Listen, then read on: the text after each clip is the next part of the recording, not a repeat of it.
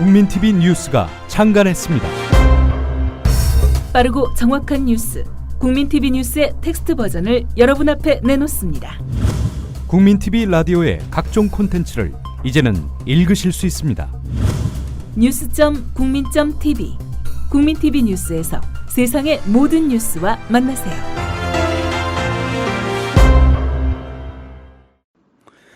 지난밤 한반도와 지구촌에서는 어떤 일이 있었을까요? 국제뉴스 전문 캐스터 황준호 기자를 만나봅니다. 황준호 기자. 예, 안녕하십니까. 네. 어제 광복절. 예. 일본의 하루도 뜨거웠는데 한번 정리해 볼까요?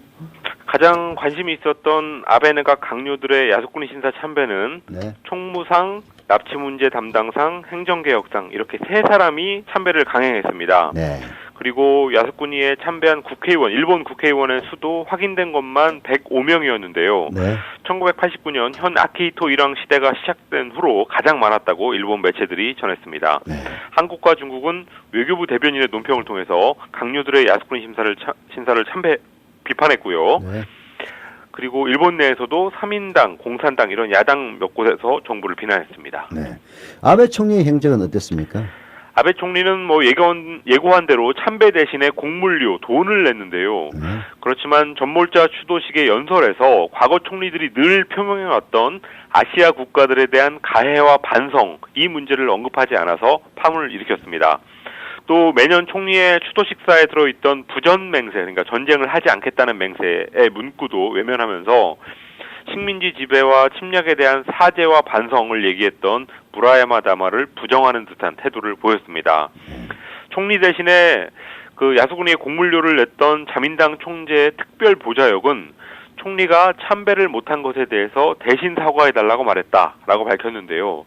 결국은 이걸 종합하면은 침략에 대한 사과는 안 하고 야스쿠니 참배를 못한 것에 대해서만 사과한 그런 셈이 됐습니다. 예, 일본은 정말 우경화가 걱정이 되네요. 예.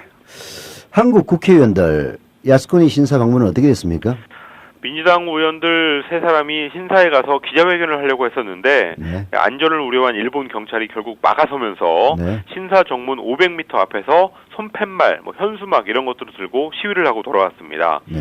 경찰은 거리 연설을 시작한 이종걸 의원을 곧바로 차에 밀어 넣어서 호텔로 돌려보냈습니다. 그리고 이거를 취재하려고 기자들 한 100명 정도가 모였다니까 관심이 엄청났던 건데요. 어제 야스쿠니가 일본 우익들의 해방구 같이 된 그런 상황에서 이런 식으로 돌아올 수밖에 없었다고 합니다. 자, 예, 독일의 메르켈 총리는 최초로 나치 수용소를 방문했다고요? 과거사 문제에 대해서 일본과 독일이 어떻게 다른지를 극명하게 보여주는 사례인데요. 메르켈 총리가 독일 총리로서는 처음으로 2차 대전 당시에 나치 수용소를 방문해서 헌화할 예정이라고 밝혔습니다. 8.15에 이 날짜를 맞추지는 못했고 다음 주 화요일에 가기로 했는데요. 유대인, 동성애자, 집시, 전쟁포로, 장애인 이런 한 20만 명을 가뒀던 뮌헨 남부의 다하우 수용소 기념관을 찾을 계획입니다. 또 그로부터 보름 뒤에는 요하임 가우크 독일 대통령이 나치가 학살을 벌였던 프랑스 지역을 방문해서 경의를 표할 예정입니다. 비교가 많이 되네요. 네. 박근혜 대통령이 광복절 경축사에서 남북 이산가족 상봉을 제안했는데요. 북한이 어떻게 나올까요? 추석 계기 이산가족 상봉을 제안한 건데요. 이게 상봉 준비를 하려면 아주 짧게 잡아도 최소한 한 달이 필요하니까 며칠 내로 합의가 안 되면 성사되기가 힘듭니다. 북한이 지난달 개성공단 실무회담 때 이산가족하고 금강산 관광에 대한 회담을 하자라고 제의한 적이 있었기 때문에 이산가족 문제의 논의에는 호응해 올 수 있지만 그렇지만 개성공단 재가동이라든지 또 금강산 관광 이런 사안들하고 연계시킬 가능성도 있습니다. 그저께 개성공단 정상화 합의라는 게 실무회담이었는데 마치 정상회담에서 나온 합의처럼 선언적인 내용들이 아주 많아가지고 앞으로 협의할 것도 많고 또 그 과정에서 어그러질 수도 있습니다. 그래서 그런 상황을 막으려고 북한이 개성공단하고 이산가족 이 두 문제를 연계시킬 가능성이 없지 않습니다. 네, 그러면 박근혜 대통령이 이산가족을 상봉을 제안한 거는 개성공단 정상화 의지가 있다고 거꾸로 봐도 되는 건가요? 이건 그렇게 볼 수 있나요? 예, 뭐 대본에 없는 얘기여서 좀 그랬습니다. 예, 다시 본론으로 돌아가죠. 이산가족 상봉은 원래 장관급 회담 의제 아니었습니까? 예, 지난 6월에 수석 대표의 격과 급 이 문제로 최종적으로 무산됐던 남북 장관급 회담에서 원래 이 이산가족 상봉을 다루려고 했었습니다. 네. 그거를 이제 어제 박근혜 대통령이 다시 제안한 건데요. 네.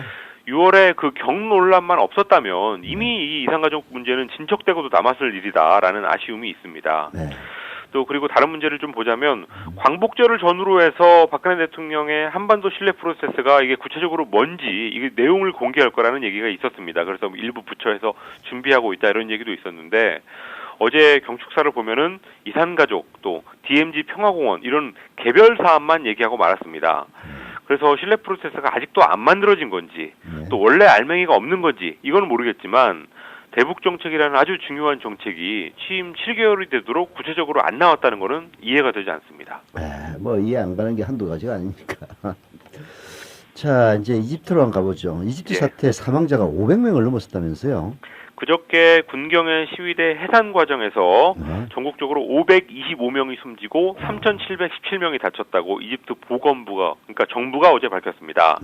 그렇지만 사상자 집계가 아직 안 끝난 상태라서 더 늘어날 가능성이 있고요. 또 시위대 쪽에서는 훨씬 더 많은 사상자가 났다고 주장하고 있습니다. 기자들도 3명이 사망했습니다.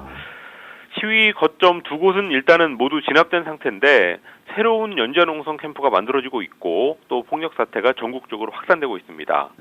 그리고 영국, 독일, 프랑스 이런 유럽 국가들은 그 자기네 나라에 주재하는 이집트 대사를 불러서 유혈 진압 그리고 비상사태 선포를 비판하면서 강경하게 대응했습니다. 오바마 미국 대통령도 규탄 성명을 발표하고 다음 달로 예정된 이집트와의 합동 군사훈련을 취소했습니다. 미국의 이집트 원조 중단이 중요한 카드가 될 텐데요. 예, 미국은 해마다 이집트에 우리 돈으로 약 1조 5천억 원 정도의 군사 원조를 하고 또 별도로 경제 원조도 2,800억 원 정도 하고 있습니다. 그래서 오바마 정부의 이집트 과도정부 규탄 이 진정성을 가지려면 이 원조를 끊어야 된다라는 목소리가 나오고 있습니다.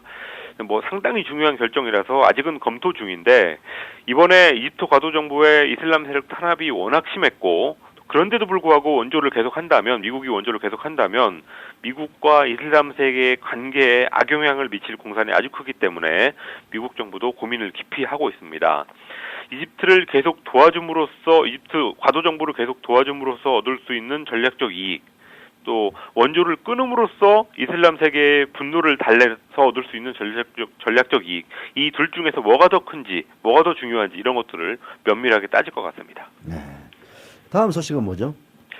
구글의 지메일 4억 2,500만 명 엄청나게 많은 사람들이 사용하는 세계 최대의 이메일 서비스인데요. 구글이 보안 위험성을 시인했습니다. 최근에 미국 캘리포니아 법원에 제출한 자료에서 이메일 내용이 안전하게 보호될 거라고 기대해서는 안 된다라는 사실을 인정했습니다. 뭐 정보기관 같은 외부의 검열이나 침투 문제가 있다는 건 아니고요. 뭐 이런 문제 사실 있을 수는 있지만 지메일이 얘기한 것은 그게 있다는 건 아니고 구글 자기들이 자체적으로 고객 맞춤형 광고를 위해서 이메일을 자동 검열하고 있다라고 시인한 겁니다. 이에 대해서 소비자 단체 컨슈머 워치독은 우체국이 고객의 편지를 열어보지 않는 것처럼 이메일 업체가 고객의 이메일을 엿보지 않는 것을 기대하는 것은 당연하다라면서 어쩔 수 없다고 했던 구글의 주장을 반박했습니다. 앞으로 논란이 상당히 커질 것 같은데요. 영국 정치권에서는 인터넷 서비스 업체가 회원의 개인정보를 어떻게 활용하고 있는지 이 내용을 명확히 밝히라고 촉구하는 목소리가 나왔습니다. 네, 수고하셨습니다. 예, 감사합니다. 지금까지 월드리뷰 황진호 기자였습니다. 지금 여러분께서는 정치평론가이며 미디어 협동조합 이사인 서영석이 진행하는 서영석의 타임라인을 듣고 계십니다.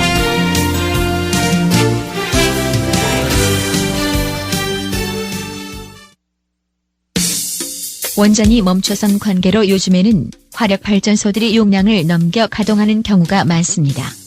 그래서 한계치에 와 있는 상황입니다. 서울화력발전소 관계자의 말입니다. 발전소가 40년 이상이 됐기 때문에 노화됐기 때문에 풀 출력을 내면은 그에 따른 기기 쪽에 문제가 발생될 소지가 있습니다. 문제들입니다. 우리나라 전기 사용량 중 화력 발전 비율은 어느 정도일까요? 1번 36%, 2번 61%, 3번 5%, 4번 80%.